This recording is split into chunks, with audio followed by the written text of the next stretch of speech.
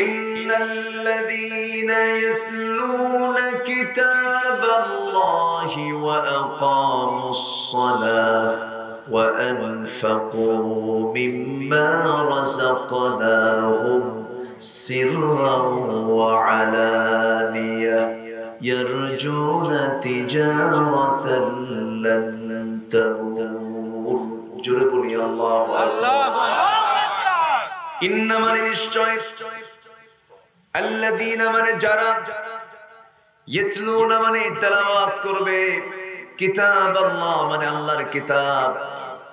এক নাম্বার পুঁজি হলো ব্যবসায়ী কোনো লস হবে না, ব্যবসায়ী কোনোদিন ক্ষতিগ্রস্ত হবে না। এক নাম্বার পুঁজি হলো আল্লাহর কালাম যারা তেলাওয়াত করবে, কোরআনটা যারা সুন্দর করে পড়বে, তেলাওয়াত করবে। আমার বন্ধুগণ, ইমাম ইবনুল কাইয়িম রাহমাতুল্লাহ আলাইহি তিনি বলেছেন, আল্লাহর কালাম কোরআনের পরিপূর্ণ হক যদি কেউ আদায় করতে চায়, 6টি হুকুম তাকে মানতে হবে। কয়টা হুকুম? 6টা কাজ তাকে করতে হবে। একটু নোট করে নেন, কাজে লাগবে। মনোযোগ দিতে হবে। শুধু কোরআন মুখস্থ করলেই হবে না। এই যে আজকে হাফেজ দস্তরবন্দি দেওয়া হলো, মুখস্থ করলো কিন্তু অর্থ জানলো না, এটা তার অপরিপূর্ণতা থেকে যাবে। অর্থ জানার দরকার আছে না নাই? আছে। আল্লাহ তাআলা এই কোরআনকে তোতা পাখির মতো শুধু মুখস্থ করতেই বলেন নাই, এটাকে জানার জন্য দিয়েছেন। কোরআনের পরিপূর্ণ হক আদায় করার জন্য 6টা কাজ। কয়টা কাজ? 6টা কাজ করতে হবে। নাম্বার 1 হলো কিরাত। ইকরা বিসমি রাব্বিকাল্লাযী খালাক, কিরাত করতে হবে। নাম্বার 2 হলো তেলাওয়াত করতে হবে। ইয়াতলু আলাইহিম আয়াতিহি ওয়া ইউযাক্কিহিম। জোরে বলুন আল্লাহু আকবার। এক নাম্বার হলো কিরাত, অর্থাৎ রিসাইট করা, সুন্দর করে তেলাওয়াত করা। নাম্বার 2 হলো সুন্দর করে তেলাওয়াত করা, আর প্রথম হলো কিরাত পড়া। নাম্বার 2 হলো তেলাওয়াত করা, সুন্দর করে বুঝে বুঝে পড়া, অর্থ সহকারে পড়া। নাম্বার 3 হলো তাদাব্বুর, অর্থাৎ গবেষণা। কোরআন শুধু পড়লেই হবে না, তরজমা করলেই হবে না, এটাকে গবেষণা করতে হবে। মহান রব্বুল আলামিন সুন্দর করে বলছেন, আফালা ইয়াতাদাব্বারুনাল কুরআন আম আলা কুলুবিন আকফালুহা। মানুষের কি হলো? মানুষ এত জ্ঞান অর্জন করছে, এত কিছু করছে, অথচ কোরআন নিয়ে তারা গবেষণা করে না। তাদের অন্তর কি তালা মারা হয়েছে নাকি? কেন তারা কোরআন নিয়ে গবেষণা করে না? তাহলে এক নাম্বার বুঝলাম আমরা সুন্দর করে কোরআনটা পড়তে হবে, এটাকে অর্থ বুঝতে হবে। নাম্বার 2 কিরাত, তেলাওয়াত, তাদাব্বুর। নাম্বার 4 হলো দিরাসাত, এটাকে অনুশীলন করতে হবে। এই যে বসে আছেন, এই যে আমরা দর্শটা দিচ্ছি, এটা দিরাসাত। এটা কি? দিরাসাত, দর্শ দেওয়া। আমার ভাইরা, 4টা হলো। নাম্বার 5 হলো ওই বান্দা কি করবি? তালিম করবে, প্রশিক্ষণ দেবে, কোরআনের বিশেষ প্রশিক্ষণ সে চালু করবে। আমার ভাইয়েরা দেখবেন, যুব উন্নয়ন প্রশিক্ষণ আছে না নাই? আসতে বলবেন না, আছে না নাই? কৃষিজীবীদের জন্য, কৃষকদের জন্য প্রশিক্ষণ আছে না নাই? আছে। আল্লাহ তাআলা বলেছেন, বান্দারে কোরআন শুধু পড়লেই হবে না। নাম্বার 1 হলো কিরাত, মুখস্থ করতে হবে। নাম্বার 1 হলো কিরাত। নাম্বার 2 হলো তেলাওয়াত। নাম্বার 3 হলো দিরাসাত। নাম্বার 4 হলো তাদাব্বুর। নাম্বার 5 হলো তালিম। আর নাম্বার 6 হলো কোরআনটা যতটুকু জানলাম বুঝলাম, ব্যক্তিগত জীবন, সমাজ জীবন, পারিবারিক জীবন, রাজনৈতিক জীবন, প্রত্যেকটা জীবনে কোরআনের সমস্ত আইনকে বাস্তবায়ন করা। কথা কি বোঝা যাচ্ছে? শুধু কোরআন পড়লে হবে না। কোরআন তো পড়ার সংখ্যা অনেক আছে। ওয়াজ মাহফিল দিয়ে শুধু শোনা হবে, ব্যক্তিগত আমল হতে পারে।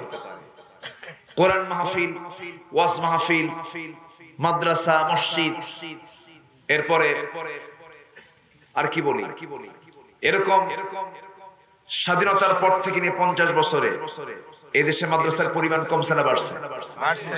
আচ্ছা, মসজিদের পরিমাণ কমছে না বাড়ছে? আচ্ছা, আলেমের সংখ্যা কমছে না বাড়ছে? আচ্ছা, তাহলে মসজিদ বাড়লো, মাদ্রাসা বাড়লো, আলেম ওলামা বাড়লো, হাফেজ বাড়লো, সুদের পরিমাণ কমছে না বাড়ছে? এটা তো কমার কথা, এটাও বাড়ছে। তাহলে মসজিদ বাড়লো, মাদ্রাসা বাড়লো, আলেম ওলামা বাড়লো, সুদও বাড়লো, ঘুষও বাড়লো, জেনা ব্যভিচার তো বন্ধ হয়ে গেছে, নাই? এটাও কমছে না বাড়ছে? আকাম কুকাম এটা আরো কমছে না বাড়ছে? বাড়ছে। ওয়াজ মাহফিলও কমছে না বাড়ছে? আগের তুলনায় কিন্তু বাড়ছে। এখন মানে করোনা আসছে, করোনা তো খুব বুজুর্গ, সে মাহফিলে থাকে বেশি, বুঝলেন?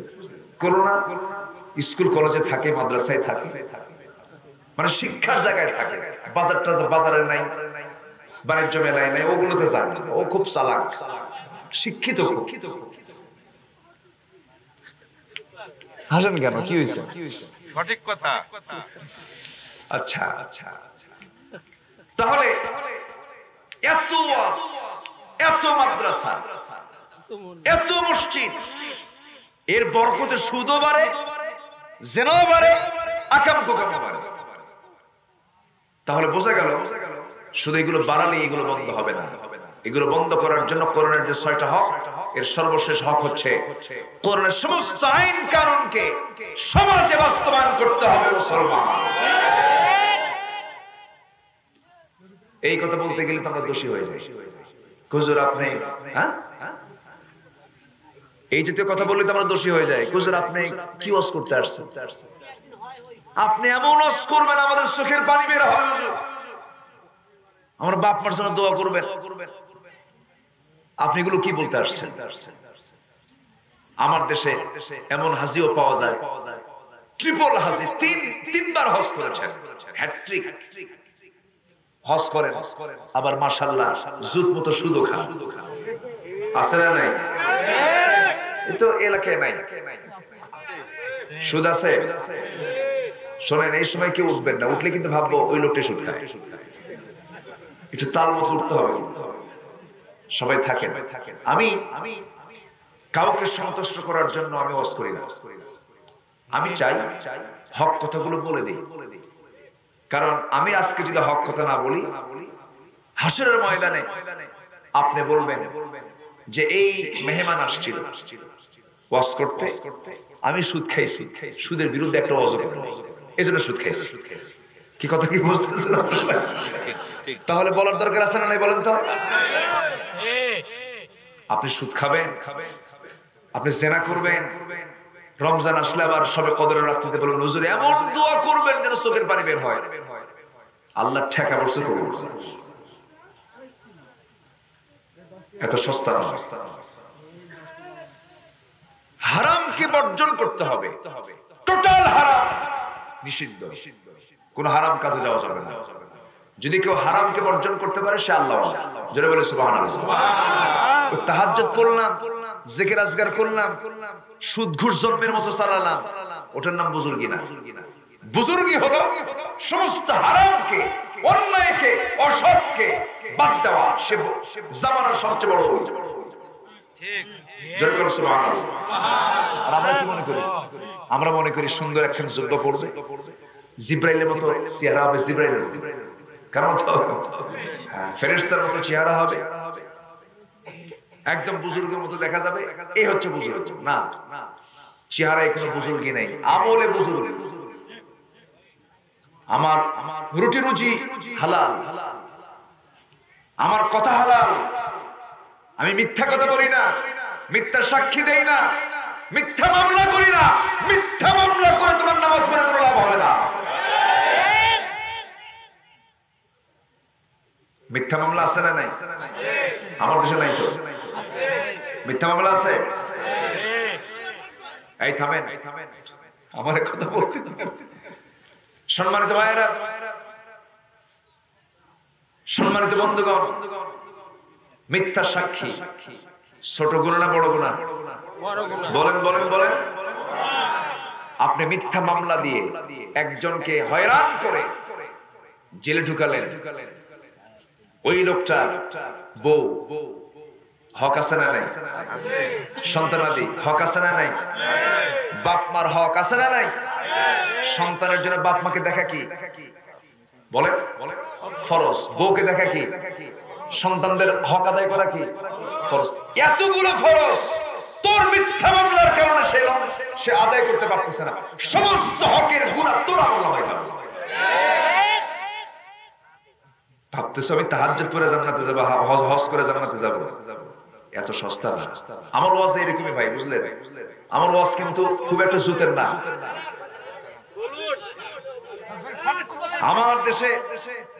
আমার দেশে সুরের ওয়াজ অনেক, 3 ঘন্টা একটানা সুর,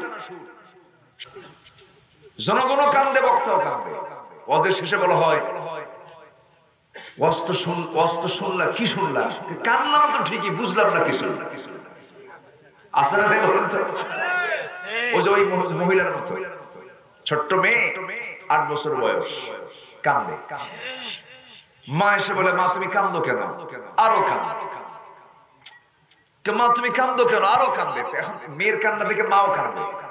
মেয়েদের কান্না তো এরকমই হয়, তাই না? ওরা তো না বুঝেই কান্দে। তো মা মেয়ে দুইজনে কান্দে। এই 2 মা মেয়ের কান্না দেখে আশেপাশের প্রতিবেশী যারা আছে ওরা এসে ওরাও কান্দে। সর্বশেষ কান্না যখন থামছে তখন সবাই মিলে বলতেছে, মা আসলে তুমি কান্দো কেন? বলতে, মা আমার কান্নার কারণ হলো, মা আমার বয়স এখন 8 বছর, আমি যখন বড় হব, আমার যখন বিয়ে হবে, বিয়ে হওয়ার পর আমার একটা ছেলে হবে, সেই ছেলেটার বয়স যখন 8 বছর হবে, সে যদি মারা যায় আমি থাকবো কেমন? এই জন্য আমি কাঁদি। কি কথা, কি বুঝতেছেন?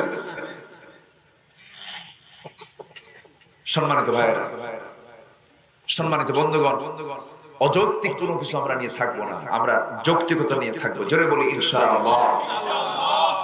এক কথা, আল্লাহর ওলি কাকে বলে? আল্লাহওয়ালা কাকে বলে? আল্লাহওয়ালা তাকে বলে যে হারামকে বর্জন করে, হালালকে গ্রহণ করে। বাস, এটাই হচ্ছে আল্লাহর ওলি হওয়ার একমাত্র মাধ্যম। যে হারামকে বর্জন করবে, হালালকে ধরবে। এর জন্য কোরআন তেলাওয়াতের দরকার আছে না নাই? আছে না নাই? বুঝলামই না, তাহলে আমল করবো কেমনে? আমার ভাইয়েরা,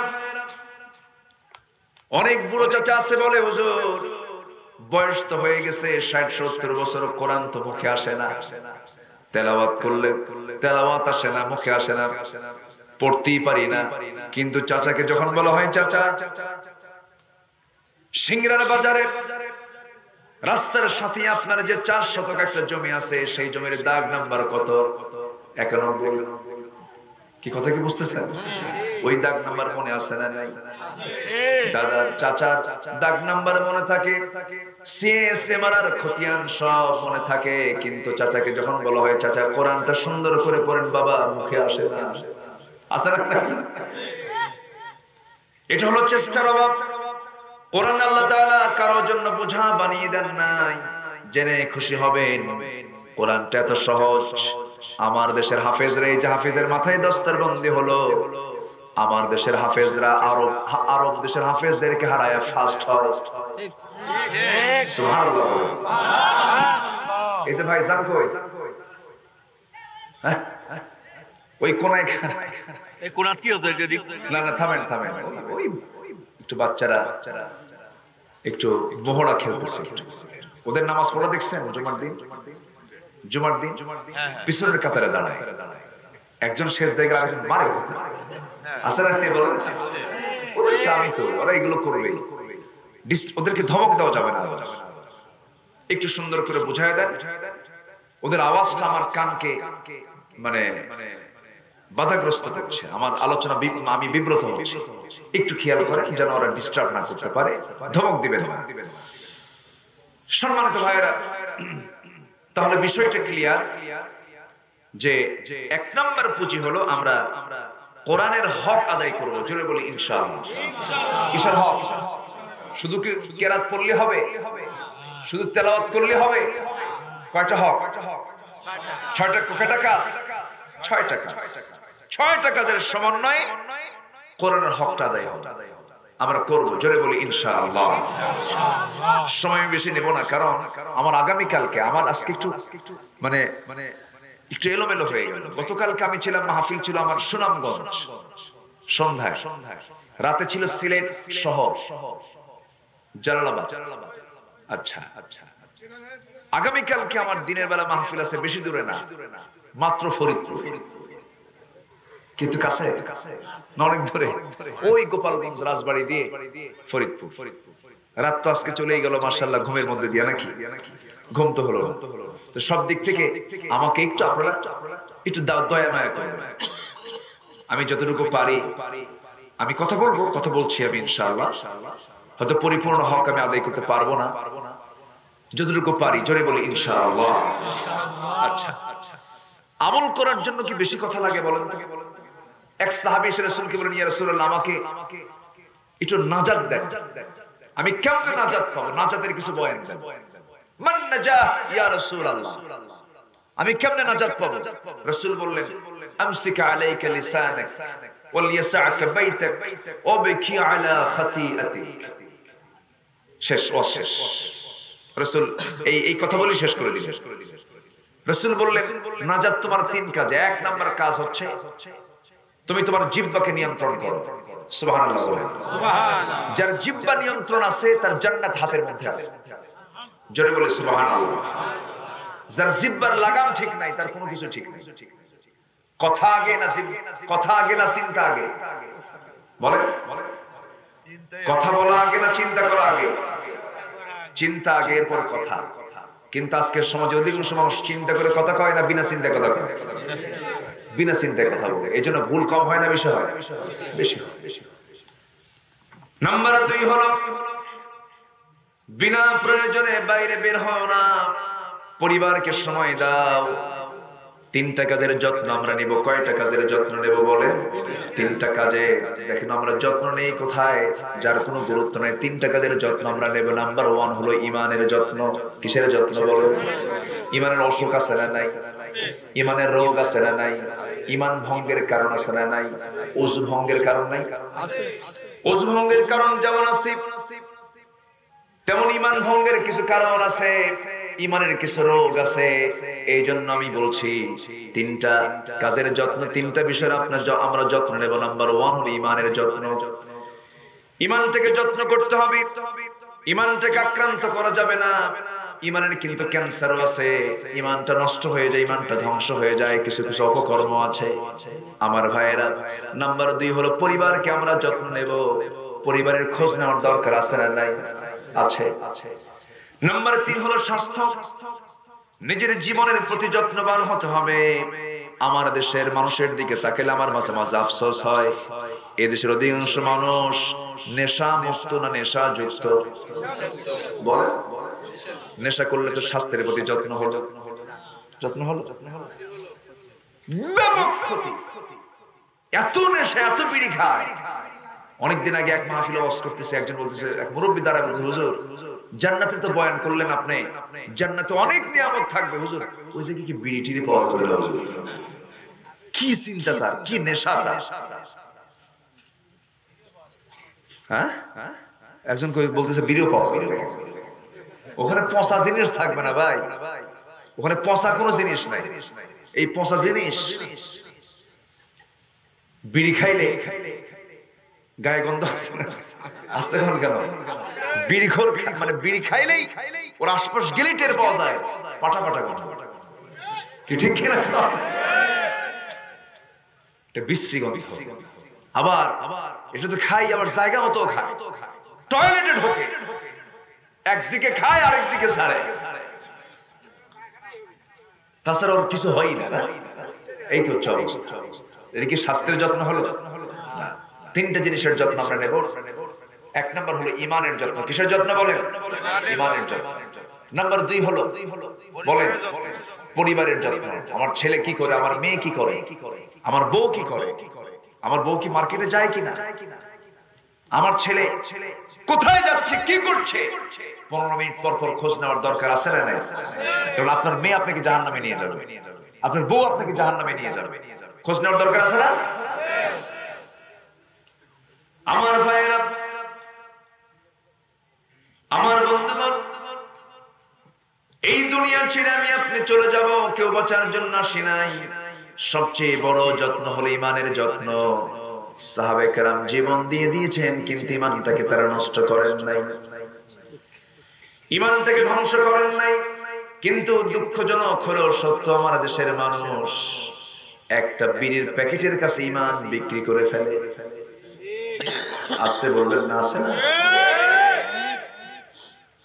একজন সুদখোর, একজন মদখোর, একজন বেনামাজি অসামাজিক ব্যক্তি এসে বলল, ভাই আমাকে আপনি একটু একটা রায় দিয়ে দিবেন। কি আনছো তুমি? একটা বিড়ির প্যাকেট দিয়ে দিছে, তার রায়টা তার সোরের পক্ষে দিয়ে দিছে। আছে না নাই বলেন? এটার নাম তো ঈমান না। আল্লাহ তাআলা বলছেন, আনতু আদ্দুল আমানাতি ইলা আহলিহা ওয়া ইযা হাকামতুম বাইনান নাসি আন তাহকুমু বিল আদল ইন্নাল্লাহা নি'মা ইয়া'iযুকুম বিহি। জোরে বলুন আল্লাহু আকবার। তোমরা আমানতকে রক্ষা করো। যখন তোমরা কোনো বিচার করতে যাবে, সেই সময় তোমরা আদলটাকে ঠিক রাখবে, ইনসাফটা ঠিক রাখবে, বিচারটা ঠিক রাখবে। আমার বন্ধুগণ, আজকের সমাজে সবচেয়ে বড় লঙ্ঘন হচ্ছে বিচারের ক্ষেত্রে নিয়ম না অনিয়ম, নিয়ম না অনিয়ম। গ্রাম থেকে শুরু করে নিয়া রাষ্ট্র পর্যন্ত আপনি গোটা দুনিয়ার দিকে চাকান, কোথাও কোনো নিয়মতান্ত্রিকতা নাই, সবকিছু দিয়ে এলোমেলো। কেন নাই? কি জন্য নাই? বান্দার মধ্যে সবচেয়ে বড় সম্পদ যেটা, সেটা হলো ইমানটা মজবুত নাই, ইমানটা খুব দুর্বল, ইমানটা আক্রান্ত হয়ে গেছে কুফরের দ্বারা, শিরকের দ্বারা।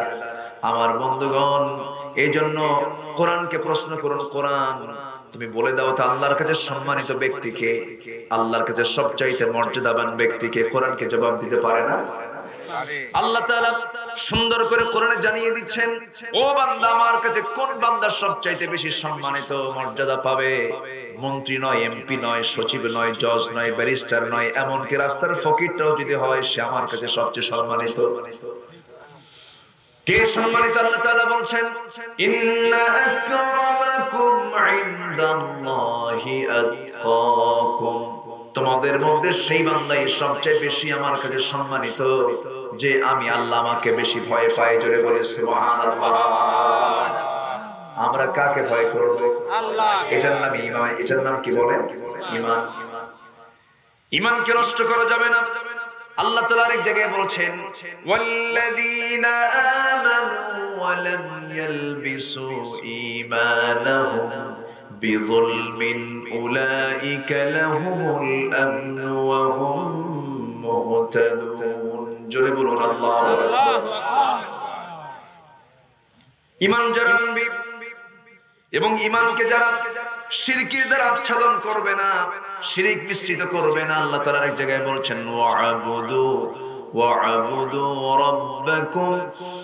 আল্লাহ তাআলা বলছেন, তোমরা তোমাদের রবের ইবাদত করো, ওয়ালা তুশরিকু বিহি শাইআন ওয়া'বুদুল্লাহা ওয়ালা তুশরিকু বিহি শাইআন ওয়া বিল ওয়ালিদাইনি ইহসানা।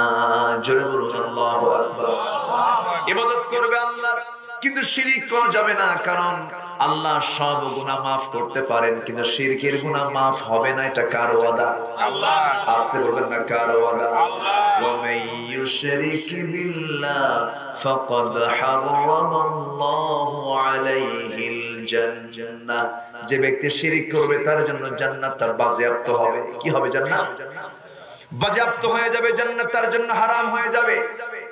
কিন্তু সেই শিরকের দ্বারা আজকে জাতি হাবুডুবু খেতেছে। বান্দা জীবন চলতে গেছে, চলতে হবে কার বিধান মেনে? চলতে হবে আল্লাহর বিধান মেনে চলতে হবে। এই জমিনে চাইতে হবে কার আইন? আসতে বলবেন না, কার আইন? আজকে সমাজে দুই প্রকার আইন আছে, একটা বান্দার আইন আর একটা কার আইন? আল্লাহর আইন। কিন্তু সমাজে আজকে চালু আছে আল্লাহর আইন না বান্দার আইন? বল, কার আইন আছে চালু? বান্দার আইন চালু করে রেখেছে। আর রমজান মাসে চোখের পানি ফেলে ফেলে কেন দেখে আল্লাহ মাফ করে দাও, অথচ সে চলে কার আইন দিয়ে? চলে বান্দার আইন দিয়ে চলে। আমার বন্ধুগণ, জান্নাত তো মামুর বাড়ির আবদার নয়।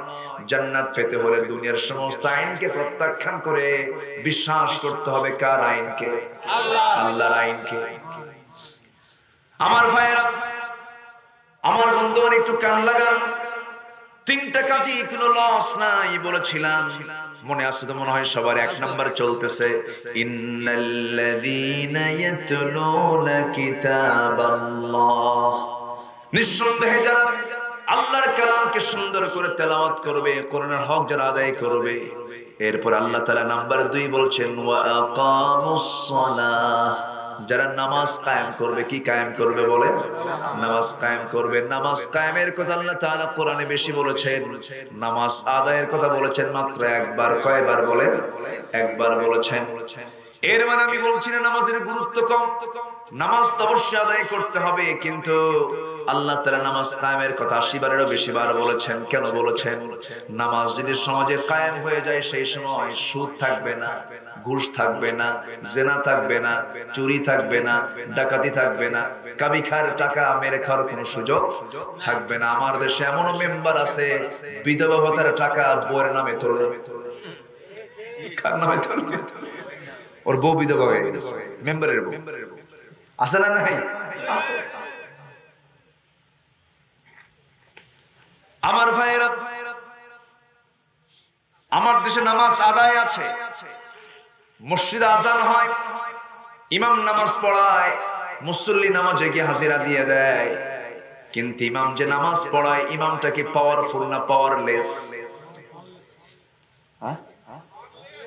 এই তো উত্তর পাইছি। পাওয়ারফুল না পাওয়ারলেস? পাওয়ারলেস, পাওয়ার নাই। ইমাম তো ইমাম, তাকে বলে ইমাম তো নেতা। ইমাম মানে কি? নেতা। কিন্তু আমার দেশের ইমামরা হলো নামাজের নেতা।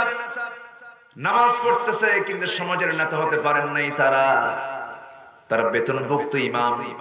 কিন্তু আমার নবীজি শুধু কি মসজিদের ইমাম ছিলেন না, সমাজের ইমাম ছিলেন, রাষ্ট্রের ইমাম ছিলেন, যুদ্ধের নেতা, যুদ্ধের নেতা, সমাজের নেতা, রাষ্ট্রের নেতা, মসজিদের নেতা। আল্লাহু আকবার।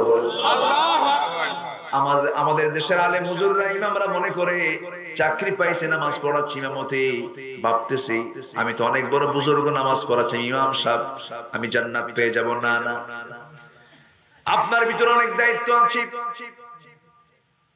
আপনার অনেক কর্তব্য আছে। আপনাকে মনে মনে ফিকির করতে হবে, আল্লাহ তোমার হাবিব তো শুধু মসজিদের নেতা ছিলেন না, সমাজের নেতা ছিলেন। আল্লাহ এই দেশে এমন একটা পরিবেশ তৈরি করে দাও যে মসজিদের নেতৃত্ব দেবে সেই লোকটাই আবার সমাজের নেতৃত্ব দেবে। ঠিক কি না? নামাজ আদায়ে কেউ বাধা দেবে না। আপনি ইউরোপে যান, আমেরিকা যান, হাজার হাজার মসজিদ, নরেন্দ্র মোদীও নামাজ পড়তে বাধা দেবে না। তারপরে বরিস জনসন বাধা দেবে না, জো বাইডেন বাধা দেবে না, কেউ বাধা দেবে না। কিন্তু আপনি যখন নামাজ কায়েমের কথা বলবেন, তখন বাধা দেওয়ার মতো আমার দেশেও বহু আবু জেহেল বের হয়ে যাবে। ঠিক কি না? বহু আবু জেহেল বের হয়ে যাবে। নামাজ মুনাফিকরা, নামাজ মুনাফিকরা মুসল্লি ধ্বংস চেয়েছেন আল্লাহ। কিছু মুসল্লির কি চেয়েছেন? ধ্বংস। ফাওয়াইলুল লিল মুসাল্লিন, কিছু মুসল্লির ধ্বংস কে চেয়েছেন? আল্লাহ চেয়েছেন। তাহলে মুসল্লি হলেই মুসল্লি হওয়া যায় না। আসল মুসল্লি হবে না নকল মুসল্লি হবে? আসল মুসল্লি। আল্লাহ তাআলা এই মুসল্লির জন্য ধ্বংস কামনা করেছেন। ফাওয়াইলুল লিল মুসাল্লিন আল্লাযীনা হুম আন সালাতিহিম সাহুন الذين هم يراءون ويمنعون الماعون। ওই সমস্ত মুসল্লির জন্য যারা অবহেলা করে নামাজ পড়ে, হেলে ধুলে যারা নামাজ পড়ে, লোক দেখানো নামাজ পড়ে, এবং ওই সমস্ত মুসল্লির জন্য, ওই সমস্ত ব্যক্তির জন্য ধ্বংস যারা ব্যবহৃত জিনিস দিতে যারা কার্পণ্য করে, ব্যবহৃত জিনিসকে যারা দিতে কার্পণ্য করে। ওয়ায়ামনাউনাল মাউন, সূরা মাউন এটার নামকরণ করা হয়েছে। মাউন মানে সেই জিনিসগুলোকে বোঝায়, দা, কাস্তে, কোদাল, মই। এগুলো কি বুঝতেছেন কি আমার কথাগুলো? ওঠে কেন? ওই যে তাকায়ও না, বলেও না,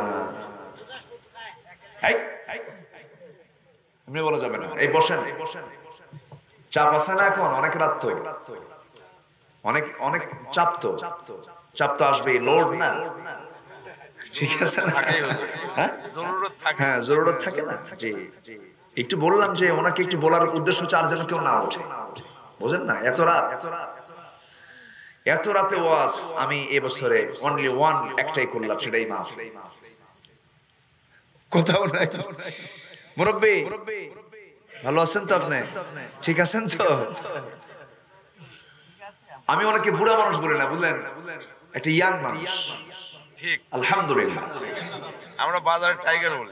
বাজারে টাইগার বলে, এই তো ঠিক আছে, একদম কোনো ভুল নাই এটা।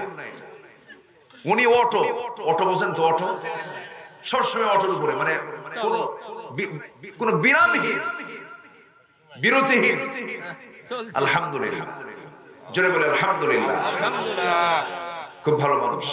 আমাকে ধরতে গেছেন ঢাকায়, একেবারে যে ধরছে না, ফোন যখন দেয় না ধরা পর্যন্ত ফোন থামাথামি নেই। খুব ভালো মানুষ, আমার খুব পছন্দ।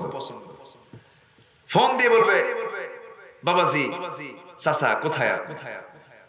এত সুন্দর ডাক। আসলে ব্যবহার যার ভালো, আল্লাহ থেকে জান্নাত দিবে। জোরে বলে সুবহানাল্লাহ। আচ্ছা, মানুষ যখন মারা যাবে, হাসরের দিন বিচার হবে, ওজন হবে, আমার আপনার যে আমল নামা, এটা কি মাপা হবে না? মাপা হবে না গণনা হবে? বলেন বলেন বলেন বলেন বলেন। মাপ হবে না গণনা হবে? অ্যাকাউন্ট হবে না, কিন্তু কাউন্টিং হবে না, গণনা হবে না, এটা হবে ওজন। কি হবে? ওজন হবে। যত ভালো কাজ আমরা করেছি, এর মধ্যে সবচেয়ে ভালো কাজ হবে সেদিন, কি জানেন? সবচেয়ে বেশি ওজন হবে, ভারী হয়ে যাবে। সেটা হচ্ছে সুন্দর ব্যবহার। যারা বলে সুবহানাল্লাহ, অমায়িক ব্যবহার, সুন্দর চরিত্র, সুন্দর চরিত্র, হুসনে খুলক, সুন্দর চরিত্র সেদিন বেশি ওজন হয়ে যাবে। বান্দা বলবে, আল্লাহ আমার তো এত আমল ছিল না, এত আমল হলো কেমনে? কিন্তু তোর চরিত্র ভালো। জোরে করে সুবহানাল্লাহ। আর অনেক তাহাজ্জুদ করে, যারা তাহাজ্জুদ পড়ে, তখন দেখবে যার আমল নামে কিছু নাই, কাল্লা এত নামাজ পড়লাম গেল কই? তোর চরিত্র ঠিক নাই। কি কথা কি বোঝা গেল? কষ্ট হচ্ছে আপনাদের? না, এক রাত তো সব দিক থেকে একটু একটু করে বলতেছি। আমিও দিল থেকে এখানে এসে আমি কথা বলি। এত রাত হলেও, এত রাতে শোনেন ওয়াজ শোনা কিন্তু এত রাতে সহজ না। কম ধৈর্যের পরিচয় নেই কিন্তু এখানে বসেন নাই আপনারা। এটা বিশাল ব্যাপার, কিন্তু বলি আলহামদুলিল্লাহ, বিশাল ধৈর্যের পরিচয়। হ্যাঁ জি, আলহামদুলিল্লাহ, বিশাল ধৈর্য। ফজর নামাজ হবে তো ইনশাআল্লাহ, না ওই জায়গায় ধৈর্য হেরে যাবে আবার? ফজর হবে তো? জোরে বলি ইনশাআল্লাহ। ফজর নামাজ পড়লে 10টা মর্যাদা। কয়টা মর্যাদা শুনবেন? আগ্রহ আছে? খালি ফজর পড়লে হবে, জোহর পড়ার দরকার নেই। হ্যাঁ, জোহর পড়ার দরকার আছে। ফজর নামাজ পড়লে 10 মর্যাদা। কয় মর্যাদা বলে? 10টা মর্যাদা। ফজর নামাজ যদি কেউ পড়তে পারে, ফজর নামাজের মর্যাদা হলো 10টা। এক নম্বর হলো যে ফজর নামাজ জামাতে পড়বে, আল্লাহ তাআলা তার নামটাকে মুনাফিকের কাতারে রাখবেন না। সুবহানাল্লাহ, কত বড় পুরস্কার! মুনাফিক ফজর নামাজ পড়তে পারে না। মুনাফিক ফজর নামাজ পড়তে পারে না। ও যোহরে যায় 5 লাগায়, আসরে যায় 5 লাগায়, মসজিদের মধ্যে যায় করে কি জানেন? ময়লা বের করে, ময়লা বের করে, এই খাদেম, এই মসজিদের দিকে আয়। আসলে না এরকম আসলে না, বলেন মুনাফিকের কিছু সিম্পটম দেখাচ্ছে আপনাদের। এই দেখেন, এই যে বলতেছে একজন, বলে দিচ্ছে, আসে না এরকম? আসে না? ও ফজর নামাজ পড়তে, যে ফজর পড়বে সে সব বসে ভদ্র। ফজরের মুসল্লি হচ্ছে অত্যন্ত বিনয়ী হবে। ফজরের নামাজ যে ব্যক্তি পড়ে সে শৃঙ্খল জীবনে থাকে। বলি আলহামদুলিল্লাহ। ফজর নামাজের মর্যাদা হলো 10টা। এতক্ষণ ধরে যত কথাগুলো বলেছি সবার মাথায় সবগুলো হয়তো থাকবে না, তবে এখন না থাকলেও রেকর্ড গুলো আছে না নাই? দেখেন ডান পাশে কত, বাম পাশে কিরামুন কাতিব, দেখেন না? সব আমার দিকে চেয়ে আছে, কোন ভুল তুই করবি ধরে ফেলবো। কথা বলছেন নাই? খুব ভয় পাই আমি রেকর্ড। আগে রেকর্ড ছিল না, বলে ফেলতাম, জামুনে না, অত টেনশন ছিল না। এখন কথা বলতে গেলে খুব ভেবে চিন্তে কথা বলতে হবে। এদের মধ্যে সবাই না, কিছু আবার করে কি জানেন, যেটা ভুল হয় সেটা আগে দিয়া বলে হুজুরের কাফলো দেখুন। কি কথা বলছেন না? এরা ভালো, এরা আমার মোটামুটি ভালো। এদের খোঁজ খবর আমি নিয়েছি, আলহামদুলিল্লাহ। জোরে বলে আলহামদুলিল্লাহ। কিন্তু অনেকের মুখে দাড়ি নাই, বুঝলেন? ওয়াজ রেকর্ড করে কিন্তু মুখে দাড়ি নেই। হ্যাঁ, দাড়ি রেখে দেবে। জি, জোরে বলে ইনশাআল্লাহ। এই যে রেকর্ড গুলো হচ্ছে, আপনি শুনছেন হাজার মানুষ, হাজার হাজার, আর এই ক্যামেরা গুলো নিয়ে যাচ্ছে লাখ লাখ মানুষের কাছে। আলহামদুলিল্লাহ। ধমক দিবেন, হয়তো একটু চোখে কম দেখতেছেন এদের জন্য, কিন্তু ভাবতে হবে যে এরা দ্বীনের প্রচারকে ছড়িয়ে দিচ্ছে গোটা বিশ্বময়। মানুষ গান না শুনে ওয়াজ শুনতেছে, এটাই তো বিশাল পাওয়া। আলহামদুলিল্লাহ। সবই তো ঠিক, আবার ক্যামেরা দেখলে মানে গুতা, ওটাও ঠিক। আচ্ছা, সব দিকে একটু কথা বলতে হয়, তো ব্যালেন্স করে। ফজর নামাজের মর্যাদা কয়টা বলে? 10টা। শুনতেছি কিসের জন্য? নামাজ না পড়ার জন্য, নামাজ পড়ার জন্য। নাম্বার 2 হলো, যে বান্দা ফজরের নামাজ জামাতে পড়বে, সারা দিনের জিম্মাদার ওই বান্দার জন্য আমার আল্লাহ নিজে হয়ে যাবে। নাম্বার 3 হলো, ফজর নামাজ জামাতে যে ব্যক্তি পড়বে, ফেরেশতারা তার জন্য সাক্ষী হয়ে যাবেন। নাম্বার 4 হলো, ফজর নামাজ জামাতে পড়ার কারণে গোটা রাত নফল নামাজের সওয়াব তার আমলনামায় অটো জমা হয়ে যাবে।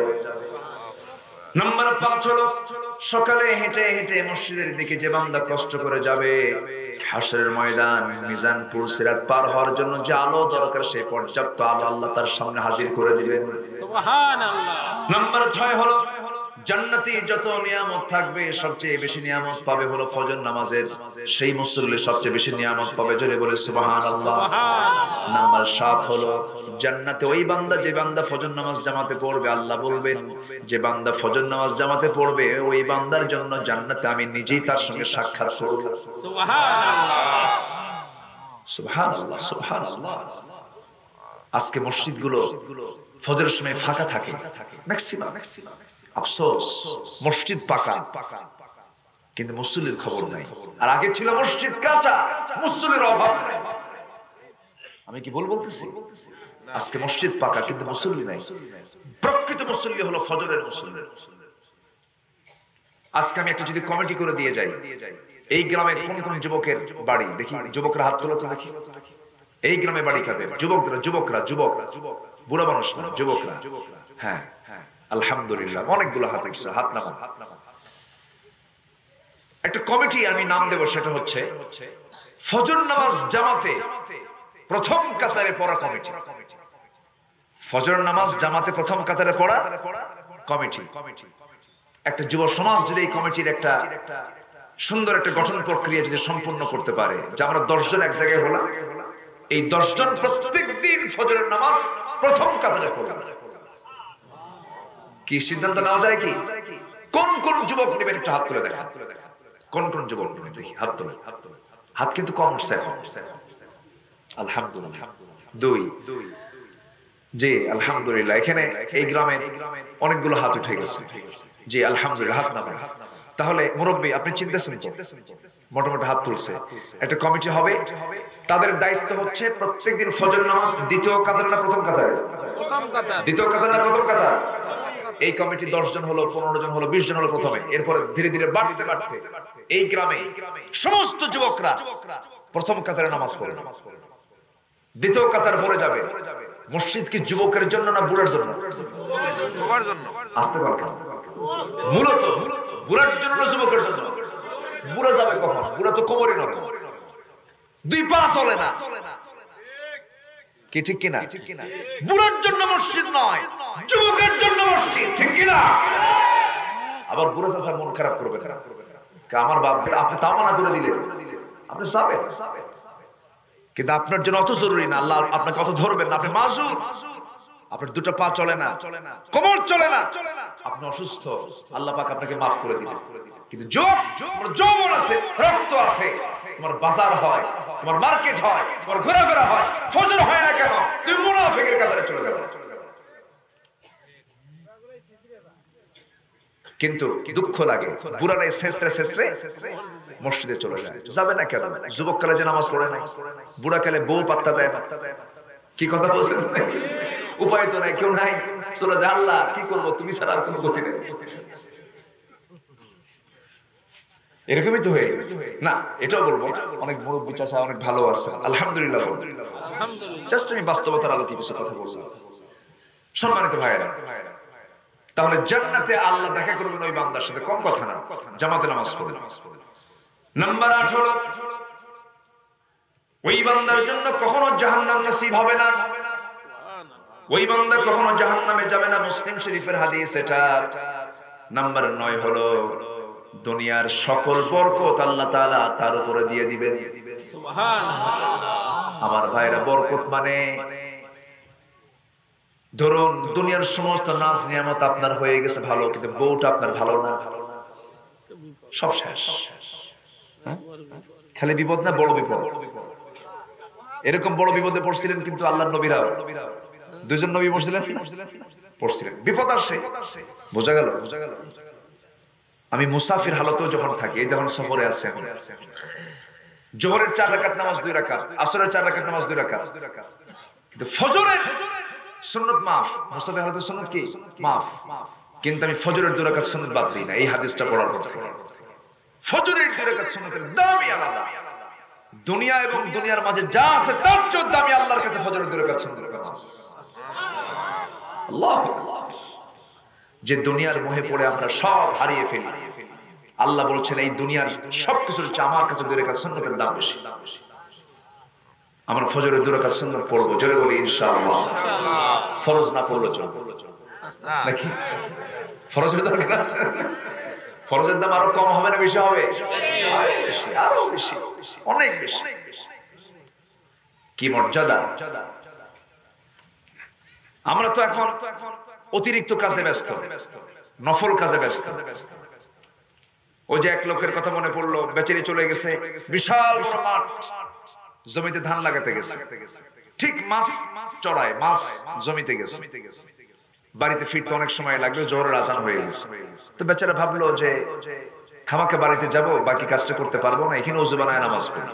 তো নামাজ পড়তে নিছে, বেচারি আবার পাগড়ি ছাড়া নামাজ পড়ে না। ভাবতেছে যে পাগড়ি ছাড়া নামাজ পড়বো আজকে, অসম্ভব ব্যাপার। লুঙ্গি খুলে পাগড়ি বানাইছে। এখন কোন আগে লুঙ্গি দরকার না পাগড়ি দরকার? বলেন কোন কি দরকার? পাগড়ি হলো সুন্নাত, আর লুঙ্গি কি ফরজ। যারা লুঙ্গি কি ফরজ, ফরজের দিকে আগে খেয়াল রাখেন, কোন ফরজ যেন লঙ্ঘন না হয়, জোরে বলি ইনশাআল্লাহ। নাম্বার 10 হলো,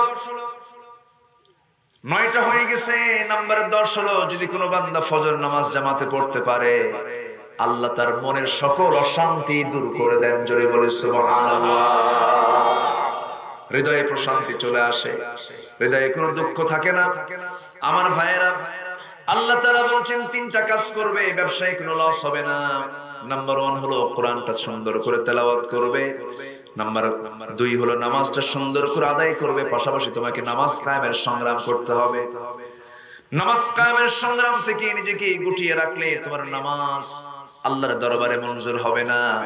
আমার দেশে বহু লোক আছে নামাজ আদায়ে বিশ্বাসী, কিন্তু নামাজ কায়েমে বিশ্বাসী না। নামাজ কায়েম করতে গেলে সে অপারগতা প্রকাশ করে, সে বলে না বাবা আজান দেবে নামাজ পড়বো, খামাখা নামাজ কায়েম করতে যায়। মায়ের খাওয়ার কি দরকার, জেলখানায় যাওয়ার কি দরকার, হুমকি ধামকি খাওয়ার কি দরকার, এত ঝামেলা বুঝি না বাবা, আমি কোনো দল টল করি না, আমি নিরপেক্ষ। যে বলে আমি দল টল করি না, আমি নিরপেক্ষ, ও হচ্ছে সবচাইতে টাটকা মুনাফিক। ঠিক কিনা বলে? কি আলু কি জন্য কইছে? গোল আলু। হ্যাঁ, আলু 2 প্রকার। আলু কয় প্রকার? 2 প্রকার। একটা গোল আলু, আর এটা কি শেখালু বলে না? আচ্ছা, যেটা মিষ্টি আলু, মিষ্টি আলু। আচ্ছা, গোল আলু যেটা, এটা ভর্তায় খায়, তরকারিতে খায়, আলুর চপ আছে না? সবকিছুতেই চলে, সবকিছু আলু, ওই গোল আলু চলে। কিন্তু মিষ্টি আলু যেটা, ওটা চলে কয় জায়গায়? এক জায়গায়। এটা ছাড়া আপনি কোথাও চলতে পারবেন না। আচ্ছা, আরেকটু উদাহরণ দিই, সেটা হলো মাছি আর মৌমাছি। শুধু নরমাল মাছি আর মৌমাছির মধ্যে তফাৎ আছে না?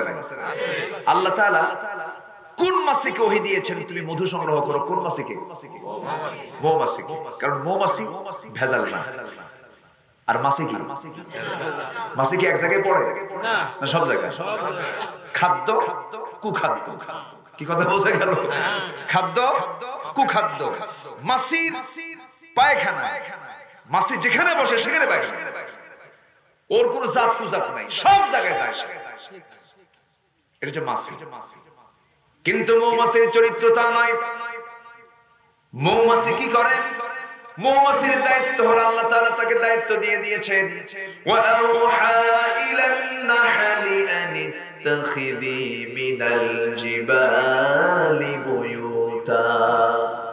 আমি রানী মৌমাছিকে ওহী দিয়েছি, রানী রে, ও মৌমাছি, ফুল ফল থেকে বিভিন্ন রস সংগ্রহ করবি, মৌচাকে জমা করবে, মৌচাকে এটা প্রসেস করবি, সেই মৌচাকের প্রসেস করা মধু তুই এটাকে সুন্দর করে সাজায় রাখবি। আর প্রতিটি বান্দার জন্য মৃত্যু রোগ ছাড়া সমস্ত রোগের ঔষধ ওই মধুর মধ্যে আমি আল্লাহ রেখে দিলাম। সুবহানাল্লাহ। আর এই দায়িত্ব যদি মাছিকে দেওয়া হতো, মধু কি হতো? ওষুধ না, ডায়রিয়া। কারণটা কি? কারণটা হলো মাছির চরিত্র হলো দ্বিমুখী, আর মৌমাছির চরিত্র হলো একমুখী। সে কখনো দুই দিকে পা দেয় না, সে একদিকে সে চলে। মুনাফিকের চরিত্র হলো আপনার সঙ্গে মিলবে, আবার খারাপ লোকের সঙ্গেও মিলবে, দুই দিকে মিলেমিশে চলবে। যেদিকে বৃষ্টি সেই দিকে ছাতা, ব্লেড কাটে একদিক না দুই দিকে কাটে। এই চরিত্র একজন মুমিন জীবনে হতে পারে না। একজন মুমিন এই চরিত্র আনতে পারে না। নামাজ কায়েমের সংগ্রাম যে বান্দা করতে পারবে না, সে বান্দা কখনো সলিড মুসলমান হতে পারে না। আমার বন্ধুগণ, আমার আল্লাহ তাআলা সেজন্য বলেছেন, সফল যদি হতে চাও, নামাজ তো ব্যক্তিগত জীবনে পড়বে, নামাজ কায়েমের সংগ্রাম তোমাকে করতে হবে। একটা ইতিহাস, একটা প্রেক্ষাপট বললে খুব সহজ হয়ে যাবে। আমার নবীজি পৃথিবীতে বেঁচে ছিলেন 63 বছর। কত বছর বলে? 63 বছর 9 ঘন্টা। 63 বছর 9 ঘন্টা। এর মধ্যে আমার নবীজি 53 বছরে চলে গেছে মক্কায়। নবুয়ত পেয়েছেন 40 বছর বয়সে। এরপরে 13 বছর কেটেছে মক্কায়। 13 বছর মক্কায় থাকাকালীন অবস্থা আমার নবীজি শান্তির মধ্যে ছিলেন না, অশান্তির মধ্যে ছিলেন। শুধু অশান্তি না, বড় ধরনের অশান্তি। রাসূলকে এত কষ্টের মধ্যে তারা ফেলে দিয়েছিল, রাসূলকে হত্যার পরিকল্পনা পর্যন্ত করেছিল। আমার নবীজি মুখে হাসি ছাড়া কোনো কথা বের হতো না। নবীজির দ্বারা এক পয়সার কোনো ক্ষতি কোনো বান্দার হয় নাই। আমার নবীজির ব্যবহারে কেউ কোনোদিন কষ্ট পায় নাই। শুধু আমার নবীজি একটাই, তাদের দৃষ্টিতে একটাই দোষ, সেটা হলো রাসূল বলেছেন, শোনো, এই জমিনটা যিনি বানিয়েছেন, এই জমিন আল্লাহর আইন ছাড়া কোনো আইন আমি মানতে পারবো না। জোরে বলি আল্লাহু আকবার। আলা লাহুল খালকুল আমর। এই কথা বলতে গিয়ে রাসূল কি নাগরিকত্ব বাতিল করে দিল, রাসূলের বিরুদ্ধে হত্যার হুলিয়া জারি করে দিল, দেশ থেকে বাধ্য করলো। আমার নবীজি মক্কা থেকে মদিনার দিকে হিজরত করলেন। মদিনায় এসে রাসূল মদিনায় বেঁচে থাকলেন কত বছর? কত বছর? 10। বলেন সবাই, বলেন, একটু বলেন না। কথা বললে ঘুম ধরবে না, কথা বললে কি ধরবে না? ঘুম ধরবে। কত বছর বলেন? 10 বছর। আমার নবীজি 10 বছর ছিলেন। এই 10 বছরে আমার নবীজির যুদ্ধ পরিচালনা হয়েছে 86টা। কয়টা বলেন? 86টা যুদ্ধ যদি 10 বছরে হয়, তাহলে গড়ে বছরে কয়টা করে হয় বলেন? হ্যাঁ, 8টার বেশি, প্রায় 9টা। আচ্ছা, 8.5টা তো হয় না। আচ্ছা, গড়ে 8 থেকে 9টা করে যুদ্ধ হয়েছে 10 বছরে। গড়ে 8টা থেকে 9টা করে যুদ্ধ হওয়া মানে আমার নবীজি ঘোড়ার পিঠ থেকে মসজিদে ঢুকছেন, আবার মসজিদে নামাজ পড়ে তিনি যায় নামাজ থেকে আবার ঘোড়ার পিঠে চড়েছেন। এই ছিল নবীজির 10টা বছরের জিন্দেগি। আমরা মনে মনে চিন্তা করতেছি তাসবিহ জপবো, জিকির আজকার করব, তাহাজ্জুদ পড়ব, জান্নাত পাবো, এত সস্তা। আমার নবীজি 10টা বছর এর মধ্যে 27টি যুদ্ধের তিনি নেতৃত্ব সরাসরি দিয়েছেন, সরাসরি তিনি যুদ্ধে অংশগ্রহণ করেছেন। এর মধ্যে সবচেয়ে বড় অভিযান ছিল তাবুক অভিযান। কি অভিযান বলে? তাবুক অভিযান। তাবুক আমি নিজে গিয়েছি, বদরে গিয়েছি, উহুদে গিয়েছি, তায়েফে গিয়েছি। আমার নবীর স্মৃতিধন্য মক্কা মদিনা ঘুরে ফিরে দেখেছি।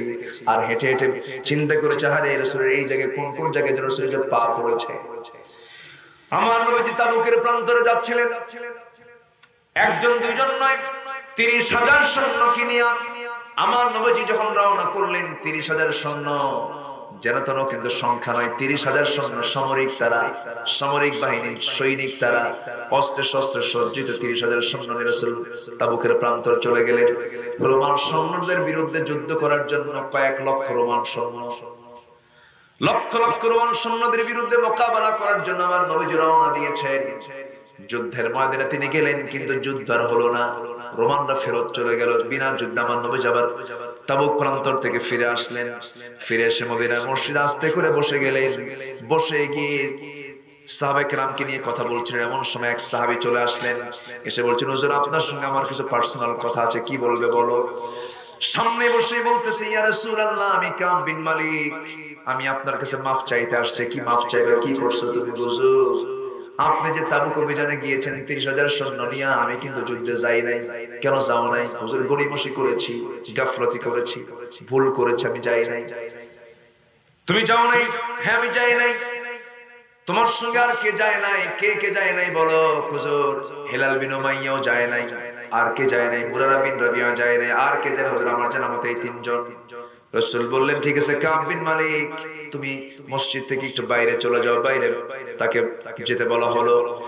সঙ্গে সঙ্গে আমার নবীজি সিদ্ধান্ত নিয়ে জানিয়ে দিলেন, মদিনার মসজিদে তিনি প্রজ্ঞাপন জারি করে দিলেন, নোটিশ জারি করে দিলেন, ও সাহাবীরা শোনো, তাবুক অভিযানে 3 জন, এই কাব বিন মালিক, হিলাল বিন উমাইয়া, মুরারা বিন রাবিয়া, 3 জন তারা গাফলতি করে, অবহেলা করে যুদ্ধের ময়দানে তারা যায় নাই। তারা নিজেদেরকে যুদ্ধের ময়দান থেকে আড়াল করে রেখেছিল।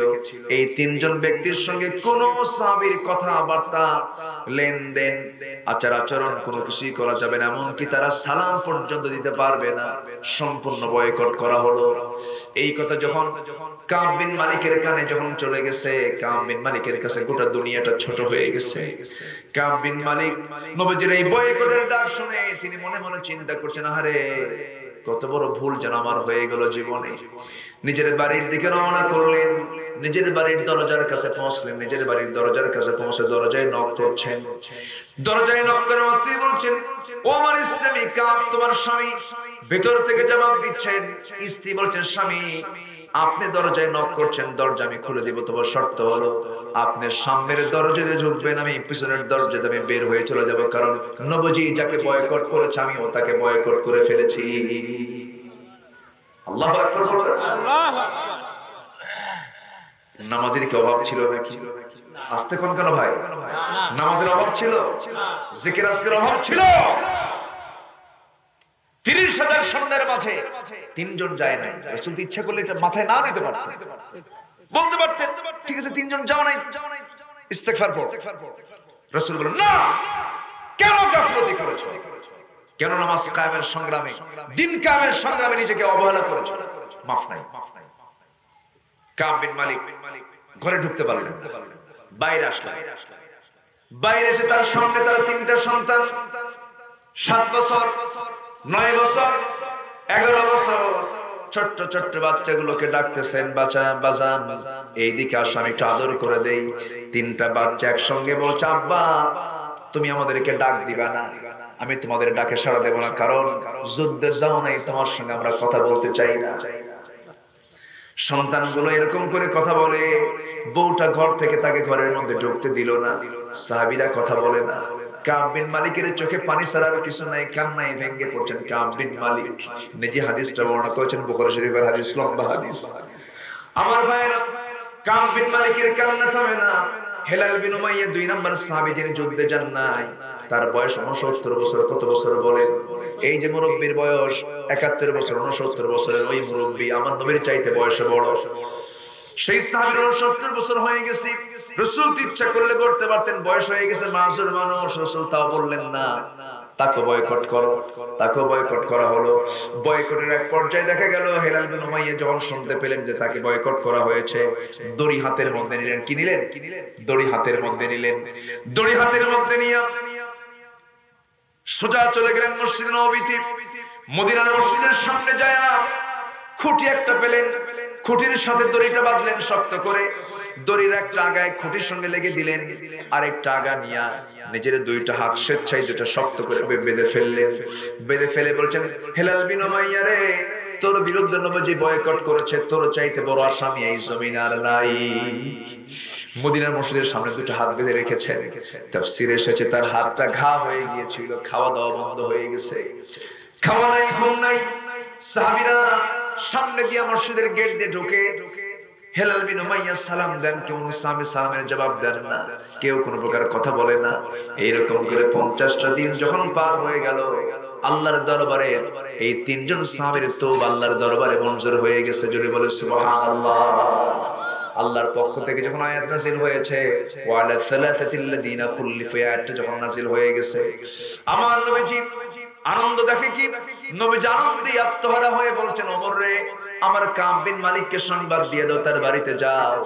আমি কাব বিন মালিক হেলাল বিন উমাইয়াকে না মাফ করলেও তাদের তওবা আল্লাহর দরবারে মঞ্জুর হয়ে গেছে।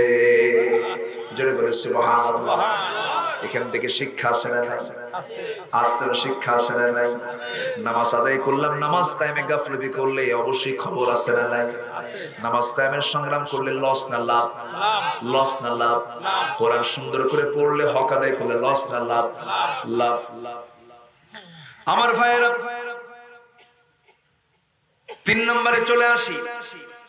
আল্লাহ তাআলা সুন্দর করে বলছেন, ওয়া আনফাকু মিম্মা রাযাকনাহুম সিররাও ওয়া আলানিয়াতান ইয়ারজুনা তিজারাতান লান তাবুর। জোরে বলি আল্লাহু আকবার। সূরা ফাতির আয়াত নম্বর 29 আল্লাহ তাআলা বলছেন, 3 নম্বর কাজ হলো, যে কাজ করলে তোমাদের কোনো লস হবে না, যারা আল্লাহর পথে ইনফাক করবে, খরচ করবে। কার পথে? আল্লাহর পথে। সিররা ওয়া আলানিয়া, প্রকাশ্যে খরচ করবে, গোপনে খরচ করবে। প্রকাশ্য খরচ করার দরকার আছে না নাই? গোপনেও খরচ করার দরকার আছে না নাই? আল্লাহ তাআলা 7 শ্রেণীর মানুষের ছায়ার নিচে স্থান দিবেন। মা তুনফিকু বিয়ামিনি। আমার ভাইরা, যে ব্যক্তি ডান হাতে খরচ করলো, বাম হাত জানলো না, বাম হাত খরচ করলো, ডান হাত জানলো না, এমন গোপন দানকারীকে আল্লাহ তাআলা আরশের ছায়ার নিচে স্থান দিবেন। জোরে বলে সুবহানাল্লাহ। আবার প্রকাশ্য দান করার হুকুম আছে না নাই বলেন? আচ্ছা, আল্লাহ তাআলা এখানে প্রকাশ্যের কথাও বলেছেন। দান করলে ধন কমে না, ক্ষমা করলে ক্ষমতা কমে না। ঠিক আছে না? দান করলে ধন কমে না, ক্ষমা করলে ক্ষমতা কমে না। নম্রতা, সুন্দর ব্যবহারে মর্যাদা কমে না। কিন্তু আজকে মানুষ যেন কেমন হয়ে গেছে, দান করতেও কৃপণতা করে, ক্ষমতায় থাকার পরেও ক্ষমাকে পছন্দ করে না। আমার বন্ধুগণ, ক্ষমা, দান এবং নম্রতা, এই 3টা সুন্দর গুণ নিয়ে বান্দা জান্নাতের মধ্যে ঢুকবে। জোরে বলে সুবহানাল্লাহ। একজন দানবীর ছিলেন আমার নবীজির সাহাবী, নবীজির জামাই ওসমান রাদিয়াল্লাহু আনহু। সবাই নাম শুনেছেন তো? সবার মধ্যে একটু ঝিমুনি ঝিমুনি ভাব চলে আসছে। আমি জানি, বুঝি তো, আমারই তো পারতে, আমি তো পারতেছি না। এই তো আর কিছুক্ষণ চালাবো, কষ্ট দিয়ে যাই আজকে ইনশাআল্লাহ। যে বলি ইনশাআল্লাহ, একটু থাকেন। আমার নবীজি একজন প্রিয় সাহাবী ওসমান বিন আফফান রাদিয়াল্লাহু তাআলা। সবাই নাম শুনেছি তো নাকি? অনেকদিন আগে এক মাহফিলে বলতেছিলাম যে ওমর ফারুককে কে চেনেন? সামনে থেকে এক যুবক বলে, হুজুর, ছোট্ট ছেলে দাঁড়ায় বলে, হুজুর আমি চিনি।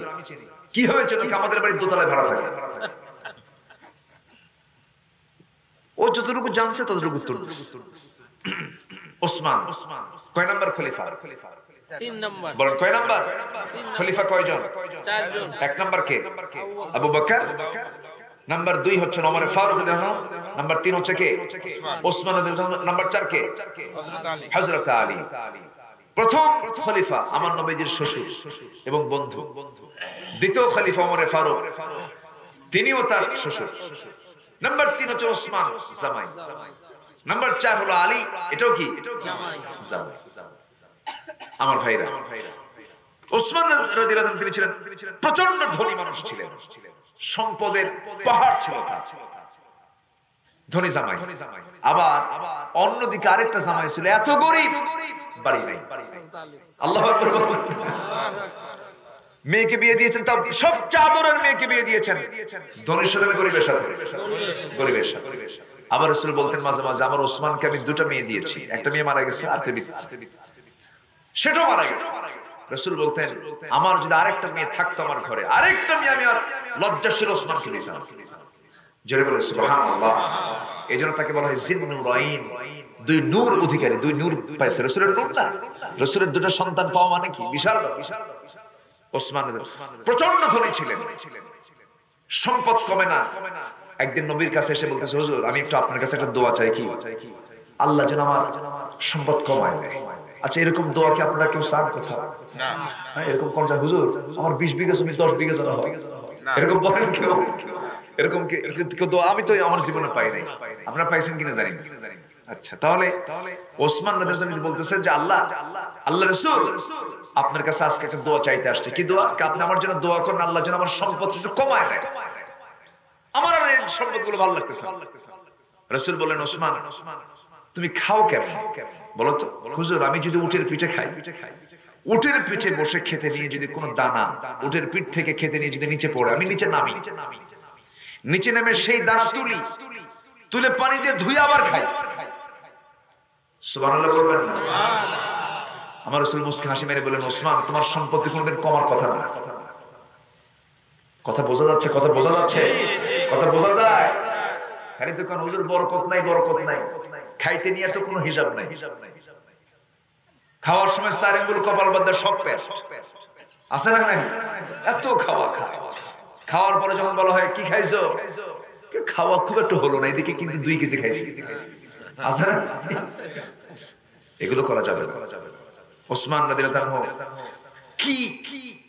কি আমল ওয়ালা লোক ছিলেন।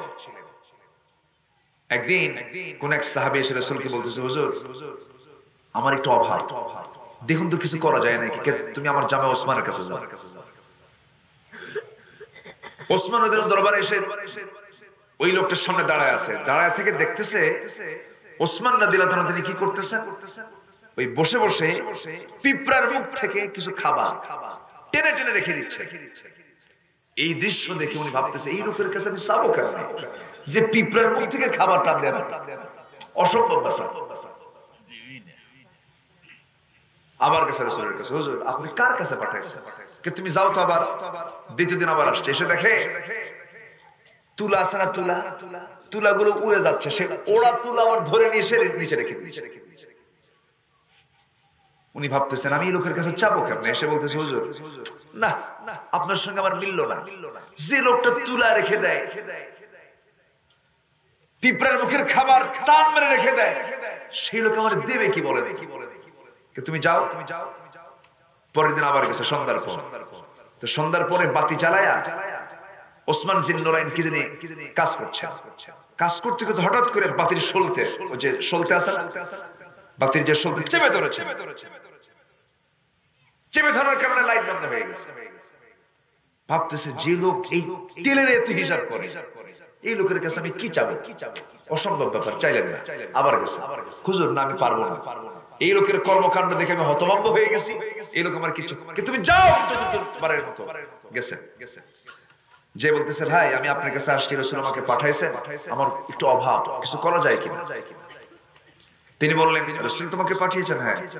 চিন্তা করো না, সিরিয়া থেকে আমার একটা বাণিজ্য কাফেলা আসতেছে, সেই বাণিজ্য কাফেলায় কয়েক শতাধিক উটের সামান আসতেছে, একটা উট সহ, উটের সামান সহ সব আমি তোমাকে দিয়ে দিলাম, যাও। জোরে বলে সুবহানাল্লাহ। আচ্ছা, পাশ হয়ে গেছে। তো ওই কাফেলার যে জিম্মাদার, যে ম্যানেজার, তাকে গিয়ে বলতেছে যে আমাকে ওসমান পাঠায় দিল, আপনি আমাকে একটা উটের সামানা সহ একটা উট আমাকে দিয়ে দিবেন। ম্যানেজার বলতেছে আমি তোমাকে পৃথকভাবে দিতে পারবো না, সম্পূর্ণ হিসাব ক্লোজ করে বুঝায় দিয়ে এরপর আমি তোমাকে একটা দেব। উনি ফেরত এসে বলতেছে, ভাই ওসমান, তোমার ম্যানেজার আমার সঙ্গে ভালো আচরণ করলো না কেন? সে নাকি সমস্ত মানে মালামাল গুলো নিয়ে এসে হিসাব করে পরে আমাকে দেবে একটা উৎসহ মাল সামান। এই কথা তোমাকে বলেছে? হ্যাঁ। তুমি এখনই গিয়ে বলো আমি ওসমান বলে দিলাম ওই বাণিজ্য কাফেলায় যত উট আছে, সামানা আছে, যত কিছু আছে সব আমি তোমার দিয়ে দিলাম। যাও। একটু আসতে বলেন সুবহানাল্লাহ। ইয়ারজুনা তিজারাতাল লান তাবুর। এই তিনটা কাজ যারা করবে আশা করা যায় তাদের ব্যবসায় কোনো লস নাই। জোরে বলে সুবহানাল্লাহ। তাহলে তিনটা কাজ শিখলাম। কয়টা কাজ? নাম্বার 1 হলো কোরআন তেলাওয়াত করব বুঝে শুনে, জোরে বলে ইনশাআল্লাহ। নাম্বার 2 হলো নামাজ পড়বো। নামাজের মর্যাদা আছে না নাই? একা পড়বো না জামাতে পড়বো? এবং নামাজ কায়েমের সংগ্রাম করব। সবাই কি রাজি আছেন? নাম্বার 3 হলো দান করব কার পথে? আচ্ছা, খরচ করব বেহিসাবি নাকি? খরচ করব বেহিসাবি। ওসমান তো এই আয়াতটা পড়েছেন। ওসমান রাদিয়াল্লাহু আনহু আয়াতটা দেখেছেন। আল্লাহ তাআলা বলেন লা তাজআল ইয়াদাকা মাগলুলাতান ইলা উনুকিক ওয়া লা তাবসুতহা কুল্লাল বাসত। তুমি তোমার হাতটাকে কৃপণতার জন্য হাতটাকে ঘাড়ের সঙ্গে বেঁধে রেখো না, আবার হাতটাকে একদম ছেড়ে দিও না, অপচয় করো না, মিতব্যয়ী হয়ে যাও, আমি আল্লাহ তোমাকে পুরস্কার দিয়ে দেব। জোরে বলে সুবহানাল্লাহ। টাকা থাকলে খরচ করা যাবে না, টাকা থাকলে অপচয় করা যাবে না, জায়গা মতো খরচগুলো করতে হবে। আমার বন্ধুগণ, এই তিনটা কাজ আমরা করে যাব। আর একটা ওয়াদা করে দেই, আজকে একটা ওয়াদা করে যাব, জীবনে আজকে থেকে আর কেউ নামাজ কাজা করবো না। রাজি আছেন নাকি? একটু হাত তুলে দেখান তো দেখি। জোরে বলি ইয়া আল্লাহ, ইয়া আল্লাহ, আমাদেরকে 5 ওয়াক্ত সালাত আদায় করার তৌফিক তুমি আল্লাহ দিয়ে দাও। জোরে বলি আমিন। আরো জোরে আমিন।